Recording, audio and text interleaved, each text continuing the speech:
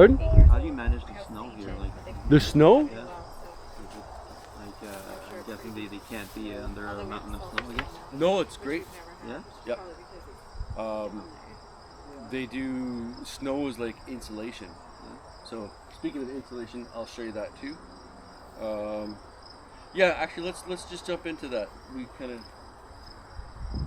briefly touched about feeding. So yeah, so how much honey to leave is kind of a fine art of knowing what is still to come, and you know, I like and if you want to feed, and sometimes you don't have a choice but to feed, because you might be you know, I might have taken all my supers off thinking that they're going to still get all the goldenrod or whatever, and then you might get 2 solid weeks of rain where the bees just don't get to get out, or you'll get an early frost and then all the goldenrod is done. So all of their feed that they were supposed to bring in just gets cut off. Or this year it's like a drought, so I might have to feed heavy this year, which I really hope I don't. But Rob, could I ask you what you feed is water, sugar Yeah, and water, so that's- or something else? yeah, no, we pretty much stick to just sugar water. I was gonna demo how we mix it, but I just didn't have a chance. Moving is the pain in the ass. So these, when you're feeding, you're not using those little jars in front of the hive. For one, that's just not enough, and two, robbing happens a lot this time of year. Like, I don't know if you guys have noticed any robbing happening. No, I thought like there was been a lot of activity in front, and I've like sat there and watched Okay. them, but I don't see any. No, because sometimes when you're working your colony, Yeah, the yeah. stuff that's aside, sometimes like other bees will start coming at it. That's robbing, and it becomes a frenzy, and then they get bitchy, and no one's having fun. But for feeding, pretty much anytime you're feeding, just go 2 to 1. 2 sugar One water. to 1 water. So 2 kilos, 1 liter. So That's good. for a pail like this, I think I would use those 2 kilo bags. I would put 2 in a pail like this, or actually, so I'd boil 4 liter and 2 liter water. 4 kg. 4 kg 2 liter water. and 2 liter water. So boil your water first separately, and then I would put 1 kilo in dry, mix in the water, stir, and then kind of slowly add the other one in. For some reason, like before I'd be like, okay, well, I'll put the water in, I'll cook it all on the stove, but it takes so much longer. Just boil the water and then add it, and it should be enough to dissolve everything. It's just the easiest way to do it. If you want to make things a little faster and easier on yourself, you can get a drill with a stir kind of thing. You can buy a fancy stir paddle kind of thing at the hardware store. Or what I did is these things here. These corkscrew things. They're for like dog leashes. They're like at the dollar store for like $2. And I just took one of those and cut that handle thing off, and that's my stirring thing. It worked pretty good. You put that on your drill, and that way when you're doing like big things, but like for one hive, you know, 4 kilos, a 2 liter, mix it all in, make sure it's dissolved, and then I like to use a little bit of this. So, Honey Bee Healthy. Do you mind if I take a picture of it? Sure. And I want to ask you again, because you remember last time when we were here, you put a powder in for feed. Do you mind if I take a Yeah. So this is Honey Bee Healthy. You can use this, or you can use like the Hive Alive. I like this because it just like, it smells nice. It just attracts them more. It just gets them down, because sometimes they're not interested in it for some reason. Yeah, there's lemongrass. So I could probably just shoot some lemon. smell nice. Yeah, lemon balm helps a bit That too. shots really smell nice. I like it. But there's things in there that's actually good for them. What is it here? Spearmint oil, lemongrass oil, and lecithin. Lecithin is like the How much of emulsifier. this you put in the water? How much? Like a I spoon? can't. So 4 to 8 teaspoons per gallon. So it's like I don't know. I just. I used to do the measurements and like I've learned it enough that I know it's just about that. It's about a shot glass worth Right. per like one of these things. Okay. So it's That just makes it's it just to better. attract them. But you can use the Hive Alive, and they have like a seaweed in the mix too. I haven't used it. It's like 2 or 3 times the price as that one. They say it's good for it. You can add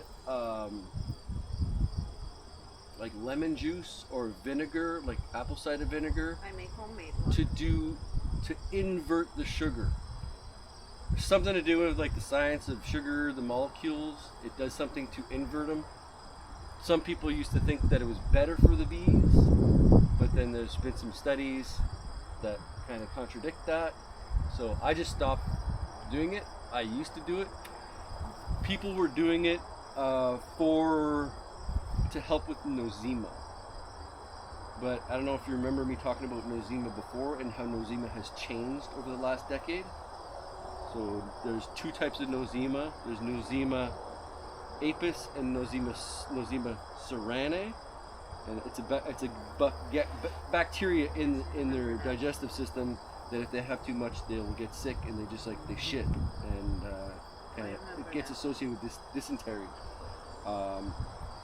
Nosema apis basically has been taken over by Nosema ceranae, which is less severe, and it doesn't have the same symptoms, but they haven't found a way to really treat it, besides just good nutrition and less stress. So, you'll see people using things like Fumigallon is a name brand, but like all these things that people are using to treat nosema, like just don't even bother because they're known to not work. Or even they would use antibiotics for that, but they know that it doesn't work, and in fact they might even make things worse. About antibiotics, are you getting... We'll come back to antibiotics. Right, I okay? just where you buy them from. I'll come back to that. So I just want to stick to sugar feeder. So that's mixing stuff. You could just do it in a 5-gallon pail and do bigger batches, and then you fill your feeders. So these pail feeders are great.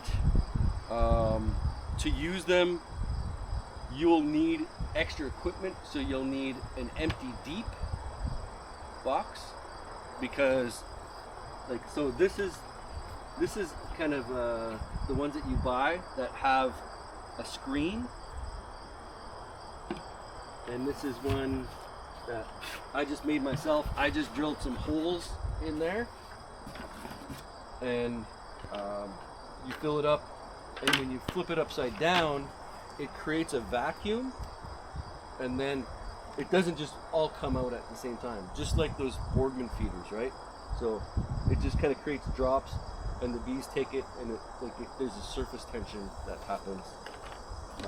But what I usually do is, before I'm gonna feed my colonies, I will kind of get them all ready, and then I'll put them down first, because they are gonna drip for a while, and you don't want that. You don't want to get your queen or something and just had a bad luck. So I'll lay them all down by the time I come back around, or just give it a minute, and then it'll hold that tension. Because as soon as you flip it over, it's like I said, it's gonna drip. Don't just drop it in. So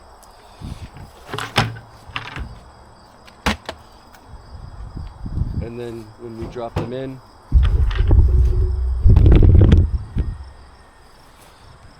then you could just, that's why I really like these with the hole inside, so then you can just put it in, yeah, right over the hole, or even aside from the hole, as long as they can get up and get it. If you have something else in there that you want them to get to, because sometimes you might have, you're just, Oh, I'm sorry. it's okay. you might want to put just a little stick or something in there so that the bees can still kind of get around it in the area. And then you'll need another deep in there so that you can actually cover this back up. I mean, you can just do this, but you might get water if it's raining or something, so you want to cover it up. And this might attract robbing if you just did that too. But if you were using what's called the migration, is it migration? The migratory lids. So migratory lids aren't these telescoping lids. They're the same size so that they can stack them together. And those sometimes have a hole. You put a plug.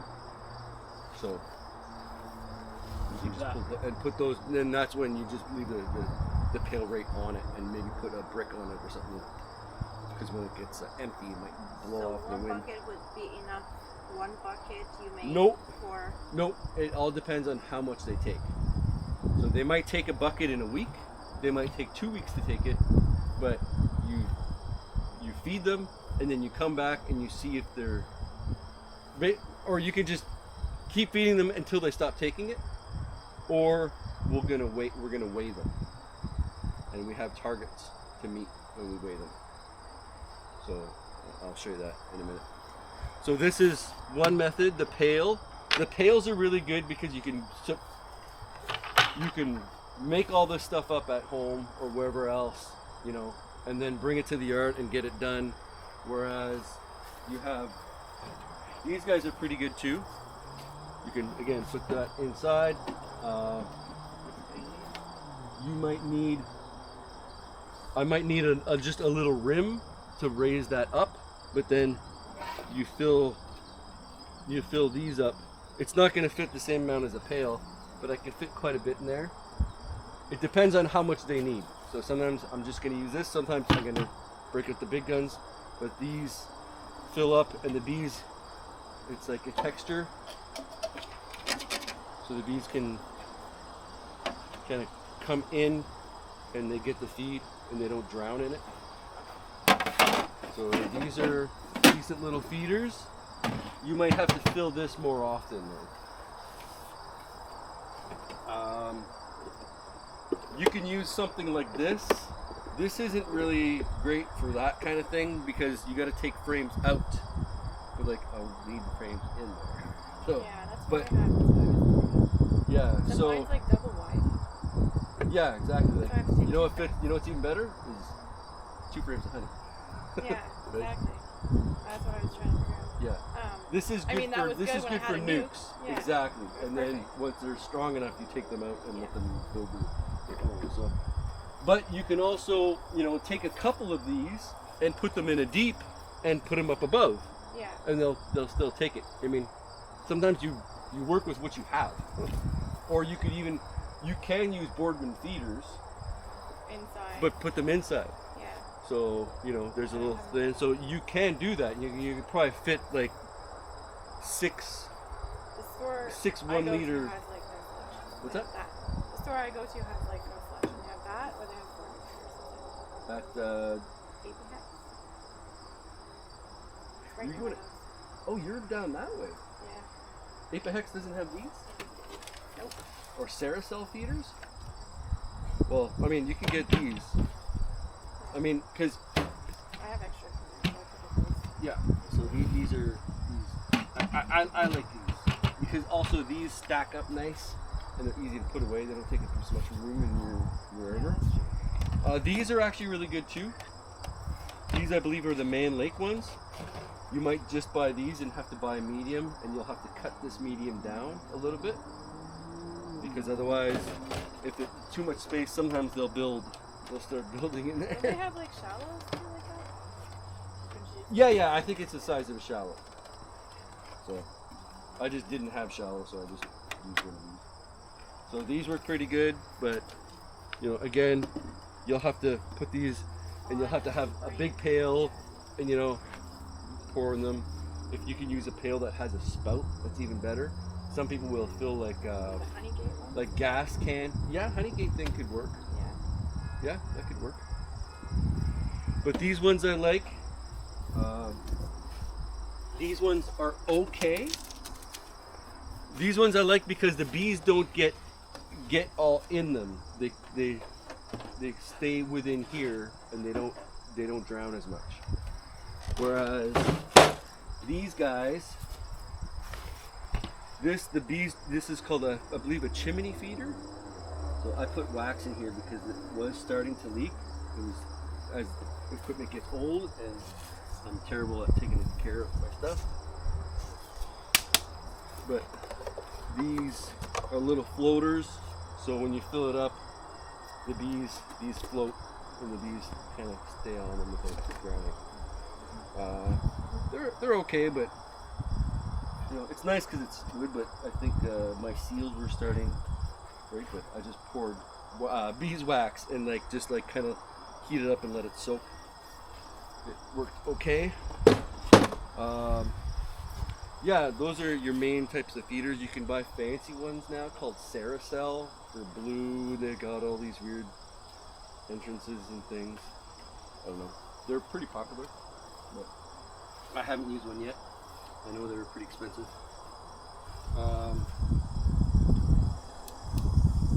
You want to talk about antibiotics?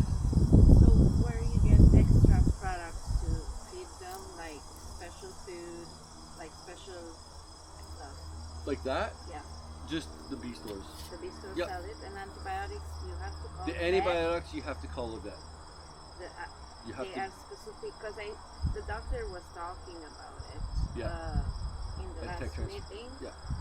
and not everybody is a beekeeper. Like they all Not the every vet- veterinarians yeah, so- know about the bees. So you got to go to the Ontario Beekeeping Association website, the OBA, not the little local one, the OBA, and they have a list of vets that know the protocols and know what to do. And often it's just like it's a phone call, And then they Yeah. talk to you, right? Okay. so it's just another hoop that they made for some weird reason. So that is. I have done that once when we had an outbreak of European foul brood. So I got a vet. She actually came over just because she was interested too. But and she gave us a prescription, and it was this stuff. This is Oxytet 62.5. Right. Uh, Talk about it. But it's just a powder. So this. Treats what? It treats for European foul brood and American foul brood. If you have American foul brood, you just got to burn your colonies. But this is a preventative thing. We don't use it because we're certified naturally grown, essentially organic. I don't really, I personally don't really believe in treating things with antibiotics prophylactically. It's kind of asking for trouble in the long term. So that's one of the big reasons why we're in the breeding program, because we're breeding bees to hopefully find the disease and deal with it before it gets bad, but also just keeping bees good, strong, and healthy with good, strong immune systems and stuff too. That's why we give the DFM. Liz, can you pull out the DFM for me and the Formic? It's in the cooler. Just so I could show that. And Rob, when you start the feeding for the bees, like in the end of August or before Basically, as soon as you pull your supers off. that? Right. So basically, I can almost start now because there's no golden one. There's nothing coming in. So, like, with there nothing coming in, they're out looking for stuff and burning through their stores. Right. So But the now you longer have- you have fall, like if you have a warm fall, they're actually using more than they're bringing in. Right, because that's what I was thinking. Like you're going to have winter winter bees and they have also bees from fall, they're gonna obviously eat a lot more.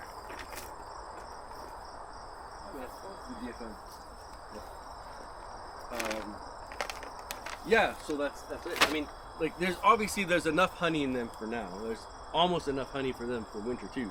Right. But like I said, we got to break these down to size, and I'll show you how we're going to do that. But when I like to have my supers off by Labor Day. Around here, that's really a pretty good rule. But just like treatment, like treating and whatever else, you have to use your judgment. You can't just follow a calendar date, right? Where before people were using just a calendar date for their treatments, where in the last few years, besides this year's weird, but in the last few years, people were having really high losses in bad mites because the mites were creeping up in the summer, and people were waiting. They're waiting until September to treat, and then the damage is already done. So but if it's too hot, you can't treat, right? Like exactly. But there's different ways to do it. We have different options. So, but I mean we'll talk about treating or feeding. So let's stick talking about feed. But it's like treating. We got to think about it. So right now I'm thinking there's not going to be enough for them to pull. So that's why I'm trying to pull everything off, kind of starting today in the last couple of days. Like this one's already down. There's no more super zones because I don't think there's enough for them to. I'm not expecting any more harvest, that's for sure. So I'm starting to pull everything off, and I'm gonna weigh this, which I think maybe we can do now because that's part of my demo, and that's where the conversation has led us. And I'll tell you if we're gonna feed this or not. So let's do it. Let's weigh a hive. Let me just grab my stuff. Set it aside right here.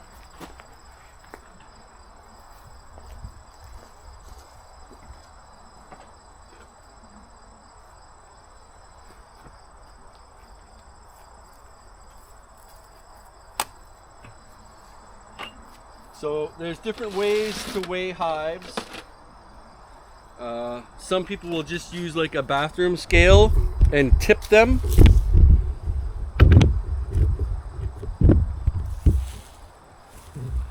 Make sure I can see that. I mean, you can just do like a heft test.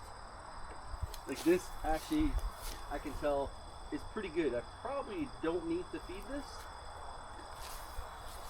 I will usually do my test without the lid on because I have different lids that are heavier than others. So you can just use a bathroom scale, but you need the right surface for the bathroom scale to sit. So you can, if you can find a way to slide in a bathroom scale somewhere where it's going to work, you can just, you can tip the hive up. So it's kind of like it's balanced, right? And then you can get the weight of your hive just with the bathroom scale. But like with this setup, I can't really fit the bathroom scale in. So what I use, this is actually a really good buy. I got these at U-Haul. They're called 4-arm forklift. So usually you can like put it, I use them for moving hives. You can put like, one here, and then another one there, and then you with a partner, you basically can lift it like this, and the other person like that, right? And then you can kind of use your hands to balance things. They work pretty good. But for weighing them, I use these also. It's been a while since I've weighed a hive, so I might be a little rusty and forget how to do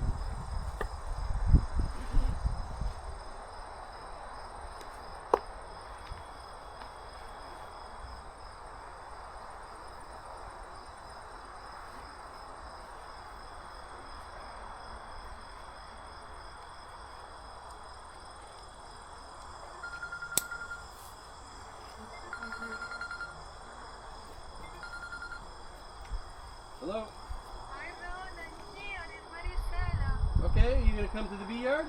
I don't remember where I have to turn. I'm here in the parking lot. Okay, Melissa. I'll get Melissa to come and get you. Okay. Okay, thank you. Okay. Liz, can you go get Mary Sella, please? Where is she? She's in the parking lot.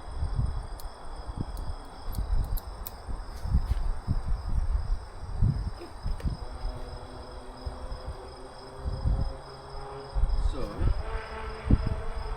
we had a digital scale, but the digital scale, I don't know, it crapped out. So we just, good old analog, man.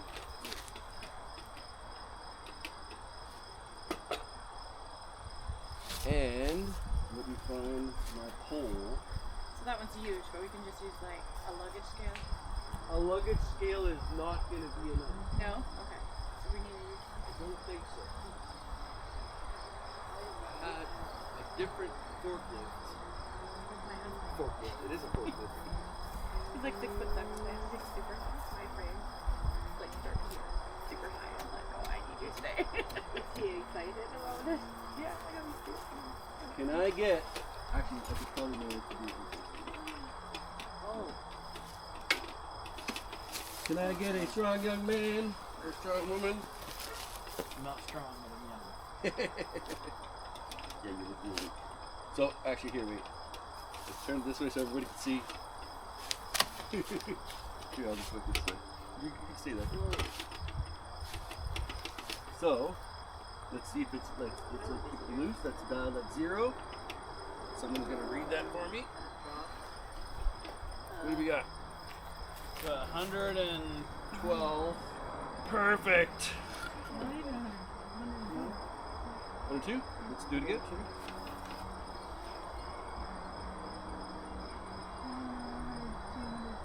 Okay, that's good. Yep. So I do want these. You have a oops, rock oops, oops, underneath. Hold on the rock. There we go. Yep. So I do want these at over 100 pounds. Ideally around 110 for like my setup here with the So would it matter if I have double seats? Like, a double deep. You're gonna want like at least 110. okay. At least. Let me. I have it written down here somewhere. I'm terrible at remembering things. So for winter, you'd have that top medium on there, full of honey. It should weigh about a little over 100 pounds. and- Yeah. So if like I said, I like to manage in singles the whole time, and if I like going into winter now, if I leave them a full thing, even despite what's going on down here, it should be enough because they should have enough time normally for them to fill the rest of this. Like they're not still working on this. They can focus on this. That's just food for the winter. That's just food for the winter. But as that brood nest contracts, they need to fill it up. And I'm letting them use all of this to fill up that brood nest. So yeah, what date should they should they have that at like the end of October or should they have that now? Right now it's pretty good Okay. because if it was low, I need them to get to that weight. Okay, so that's By not from October. the end of August to Yeah, so okay. Labor Day-ish, right? So Yeah. I'm bumping things up a week because there's no goldenrod. Right. So, you know, use Labor Day as kind of your datum. This is a weird year, so I'm moving things up a week, and I want to make sure that they're like if I'm at 85 pounds, because I don't know, because sometimes too you gotta think about what does it look like down in here. Do you have frames that are still undrawn? So if there's frames that are still undrawn, you might want to swap those out with frames that are drawn, or better yet, frames of honey. Right? So as I'm doing my inspections, if I see there's just empty frames, I've got deeps here. I've got a deep here full of honey. So that's why I do like, I mean, I hate lifting deeps of honey, but they sure are handy this time of year.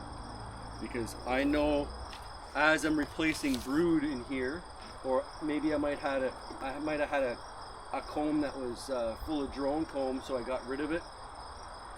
And like maybe that that comb isn't drawn yet. If the comb's not drawn, well, they can't even store the honey or feed or whatever. So I'll go dip into my other stuff and pull that out and swap it out and make sure that they've got enough feed that way. So you can give them feed from other colonies, being very careful, making sure that everybody's good and healthy, because you don't want to spread disease that way either. So I So should probably put like one deep on every year just to keep with that. it's good to have a deep on too, because while you're cycling out your frames, right? So, but you don't have to manage it with the whole, like there's ways around it, which we kind of talked about earlier this year, is, you know, you're pulling out older frames, you move them up, or it's part of your swarm control too. So as this evolves, your deep evolves, you can pull out frames at a time, so you're not lifting an entire deep all the time. I mean, there's ways around lifting a full deep. It's a little more complicated, but that's not really, you can kind of go back to that another time, but you get it? Yeah. Cool. But it is always good to have more deeps being drawn. We need to do it because when we're making up nukes, we need drawn comb. So we did there's a lot of deeps of honey this year. So yeah, so weighing your colonies, and if this was at like 85 or 75, this is where I'd want to like start feeding heavy. And then like once you're at like 110, like I know that they can probably still bring in a couple more pounds. Hopefully they're not just gonna burn through, but this is pretty good for winter, like now.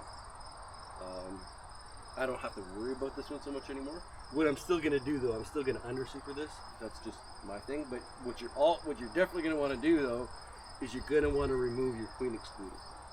You don't have to do it now, but you could do it in a couple weeks when you're doing your final prep. But I mean, you said do it now if you want, but I'm doing the under supering, so I'm gonna be moving this underneath, and it'll give them time to kind of re-sort things. Ideally, the honey is on top, so by me moving this down, I'm putting all the honey underneath, but doing it early enough so that they have time to readjust. Why do you do the honey? I'm doing that underneath because in the spring, I don't want my bees are all going to be up in here, but laying their cluster up here. And I don't want that for me because I am making splits and I'm making nukes and I need deeps. So for you guys, you're not doing that, so it doesn't matter. This is actually a great, and this is how I did it for years until I realized it was a pain in my ass when I started selling nukes. So, like I said, just remove that. You're gonna end up having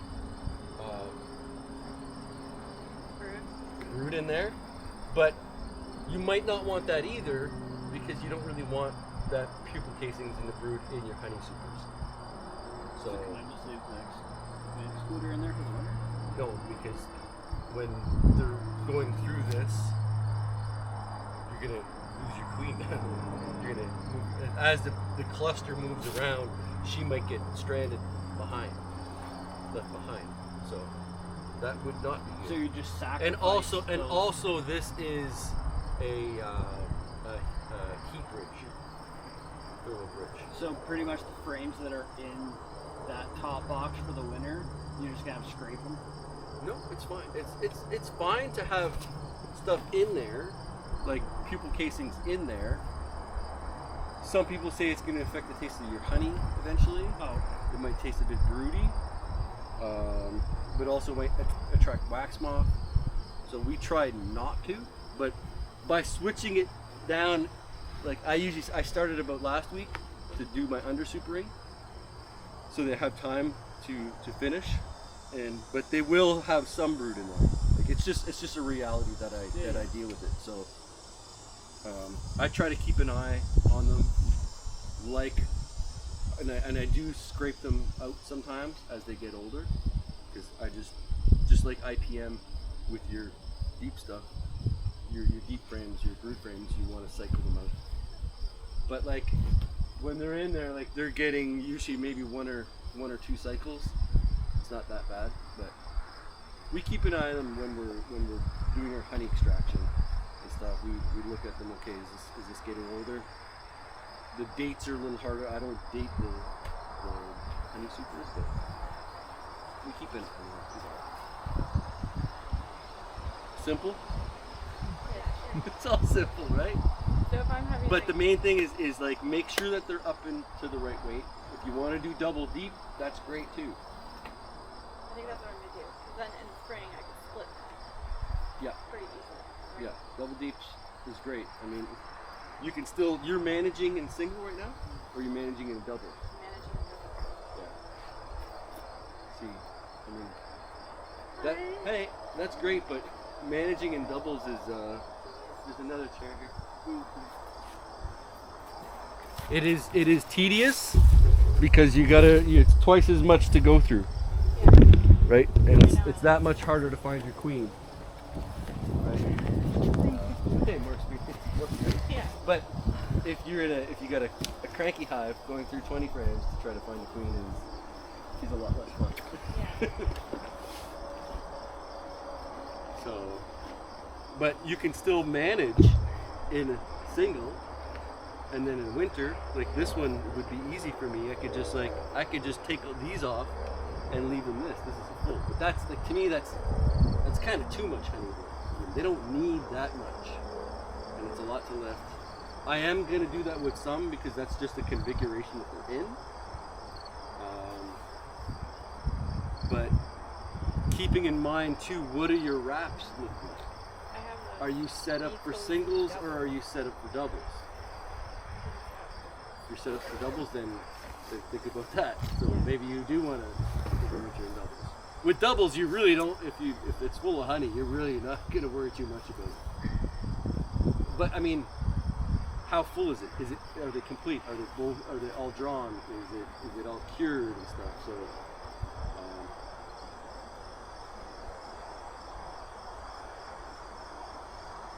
I wouldn't leave more than a double, that's for sure. Because it's more for them to defend, it's more for them to kind of heat and stuff too, so, but a double works.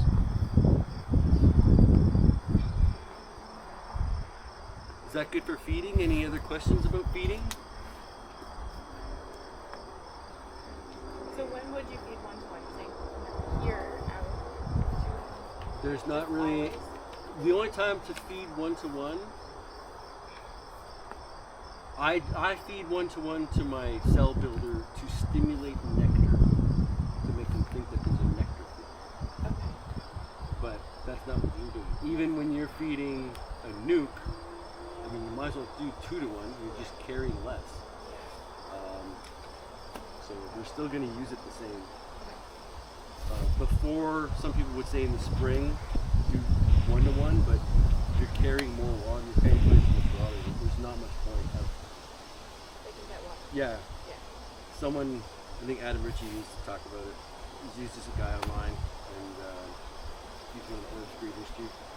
But he kind of convinced me that. So why bother? Just do 2-to-1. They're all going to use it the same. They're going to process it into wax just the same. They might. The 1-to-1 stimulates nectar a little bit better, but it's feed that they need. So just feed it. Doing 2-to-1. This is easy. And after feeding, you start the process of winterizing them, or Yes. So that's a great segue. Once they're to winterize them, try to do it before the snow comes, so you're not drudging through the snow. If you can do it sooner, I like to do it somewhere between Halloweenish and personally, Remembrance Day. I usually have it off, so that's like kind of my cutoff date. I want to be done in the bee yard. That's my last day. I want to come, and I want to be able to just like enjoy the honey. see you later, and then we actually focus on getting ready for our winter market. So focus on beeswax growth. But it's kind of my traditional day. I know I have that day off. I could do the final wraps and whatever else then. But let's talk about wraps. You can't really put them on too early. I mean, maybe not in it while it's still like really hot. So as it gets cooler, it's nicer. So we have a variety of different wraps available. These are pretty good. These are, I believe they're called the Hogan wraps, and these ones have like the bubble wrap inside, and they're nice because they just easily slip on over them.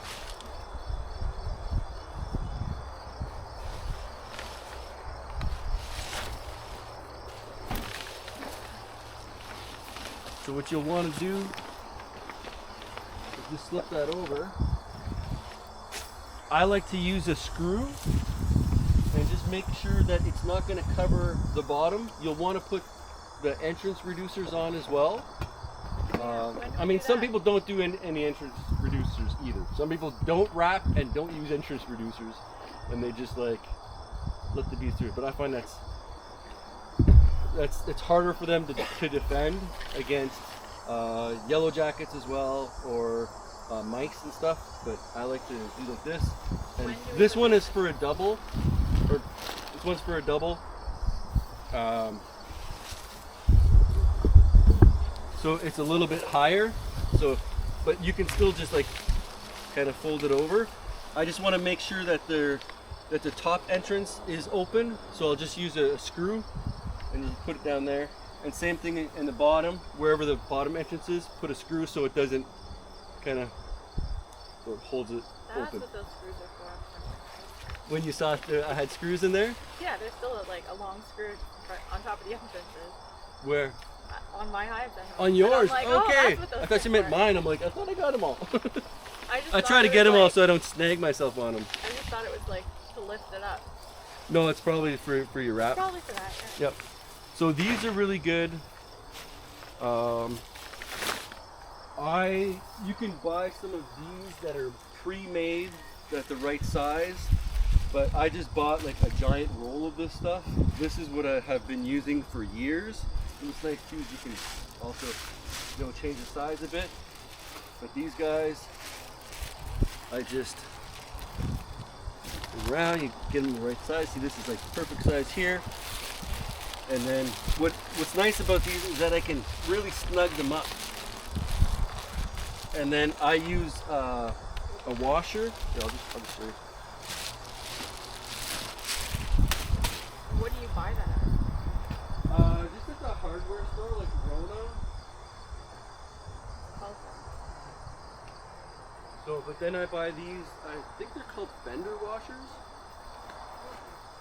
So it's like a bigger, kind of fatter washer with more surface. So and then those just like, well, you can see, right? And it holds it pretty good. The only thing that sucks is that in the spring when I'm coming and doing inspections, I gotta take them off and put them back on. Where the ones that slip on and off are a little easier. So there's that. What's that product called though? The roll?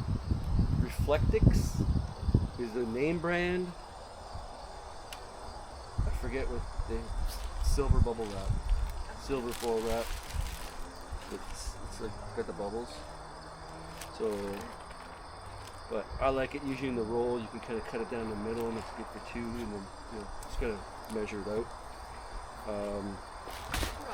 But if you've only got a couple of hives, like this was good because I was doing tons and I just buy a big roll. It was quite a bit cheaper than doing the other way. Sorry. I saw people using what you put behind the drywall, like the insulation, but the hard one. Yeah, just rigid insulation. Yes, I think. Yeah, you can Not do the that. full- You not can the- do that too. It takes up a lot of space. Actually, I was gonna grab that.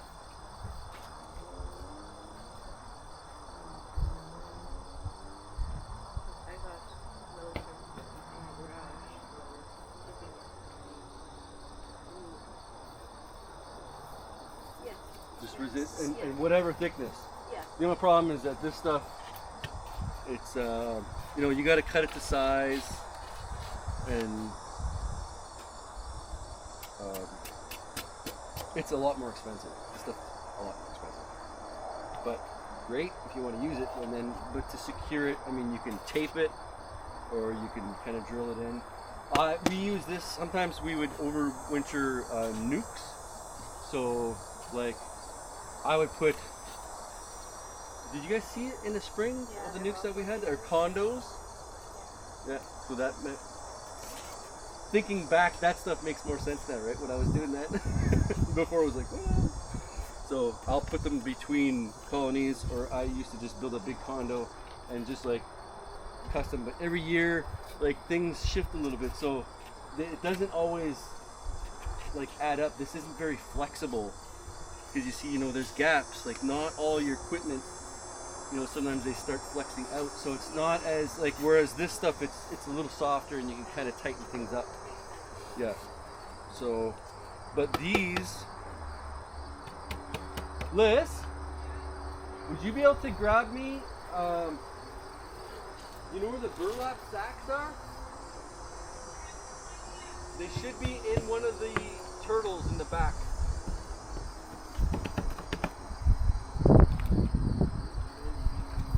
So that's for the outside. What about the bottom covers the top covers? So the bottom, if you got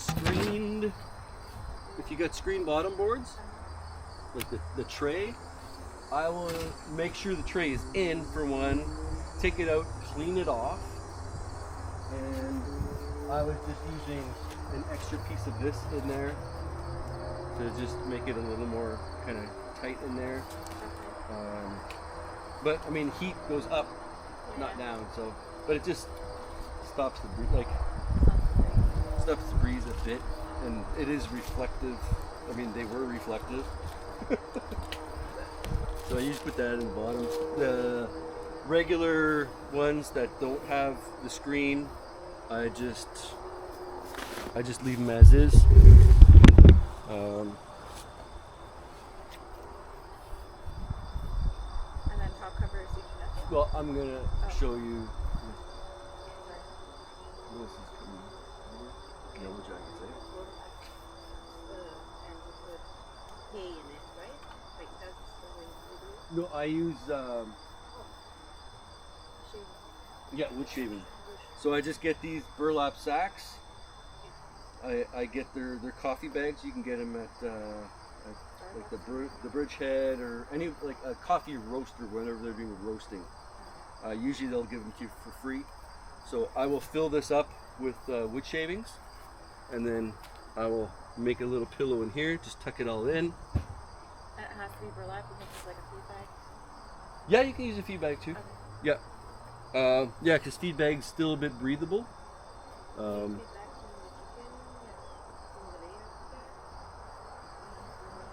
Yeah, and they shouldn't chew through it. I've tried using just like an old cotton t-shirt and it didn't work. They chewed through it right away. So I just fill that up with that. And what's nice too is like in the spring, if I need to do emergency feed, I can just kind of peel it back and, you know, put stuff in there if I need to. Baggies or whatever. We can talk about that again in a minute. We'll talk about emergency feeding. We talked about just regular feeding for the fall, but I'll come back around later and talk about emergency feed. So yeah, I put that in there, and because I have them, I will put one of these in here. This has silica, so I'll put that on there. I mean, the more insulation on top here, the better, because everything goes up, right? And then I'll put this. Before I used to just do this, just these two, and that was fine. But I just thought this would be a lot better, and this works great. And then your outer cover, and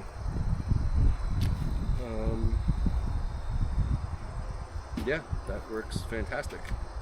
And the black covers, you can find them at the store. Yeah, yeah, all at the bee store. And the bee store does have some of these. So there's another kind of these. They look like this, but it's like the fiberglass insulation. That's what I have. No? They're as long as they don't get chewed through them, they're good. So do a really good inspection, tape them up. But the thing is, the mice like to chew them. But if it's like this and then it gets wet, it just soaks and the whole thing falls down and becomes a block of ice. So now you just have a wet blanket, a frozen wet blanket. Okay. Okay. So I really don't like those. Those are called the bee cozies. Yeah. These are called the bee Hogan wraps, I think. There's different brands, but don't get the insulated the insulation. If you already have them. If you already have them, you can use them. Like I said, just make sure that they're well sealed and they're not going to get soaked. Because once they get soaked, the water just like they collapse and then they're useless, and then you can't get them back together. What you can do is you can still use the bag. You can cut a slit and get some of this stuff to put inside. So that works. These are called Wellington wraps. You can get these as singles, like for whatever size your colony. Like you can get them as singles, doubles, or you can get them as 2 colonies or even 4 colonies. So we've been doing these now. We switched to this because there was actually funding to buy wraps and stuff. So I used that up. So we bought a whole bunch of these. So now we put 2 hives together like this, and then, you know, well, I'm not going to demo it right now because I don't want to open the bees, but you put them snug together, and this just goes right on top. You'll have to like figure out where the entrance goes, and yeah, and then they close up and they kind of share the heat a bit, and I find this works really good. And then I just put my boxes on top and kind of almost go on the sides. Some of them have a knife like that, the one like that, and then like the other one, and then actually Melissa even made a little piece of plastic and taped them together so the water wouldn't kind of go in here. So, and these have worked great. So you put the entrance reducer when you start covering them up, correct? You can even put them on now. Right. Well, wait for once it starts cooling down. Okay. I mean, these are still pretty good. Even you can leave an entrance reducer on all year. I've done it a few times where I simply just forgot all year and just never got around to it. Like, oh shit, we got an entrance reducer. When I go to put one in, oh. But I mean, bees in nature, you know, they're gonna go for a tree that has like one hole like that. You know what I mean? So they're good at regulating temperature. What about that thing with silicone on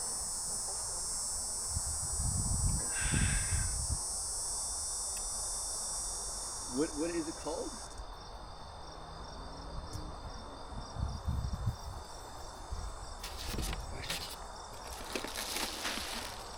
Bee Dry. This is actually, I know the person who makes these, Debbie. These are locally made. She's in like Westport. Westport? Yeah, around there. Okay. She's a keeper. Actually, I got some of my first bees from her. Is a store there or something? No, Westport? she just makes them. She's a beekeeper, but she invented that, and she makes them and sells them to Dancing Bee. Oh. Okay. Yeah. Pretty I cool. just come across her sometime. Yeah, Debbie Hutchings. Yeah. She was kind of a mentor. She was selling nukes. She's a treatment. She was a treatment-free beekeeper, but she had a lot of losses. So.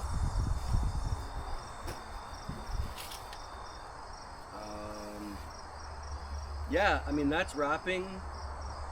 We can on our last day in October, we could probably take a walk as a break and kind of come to the bee yard and see the bees kind of wrapped up for the last time.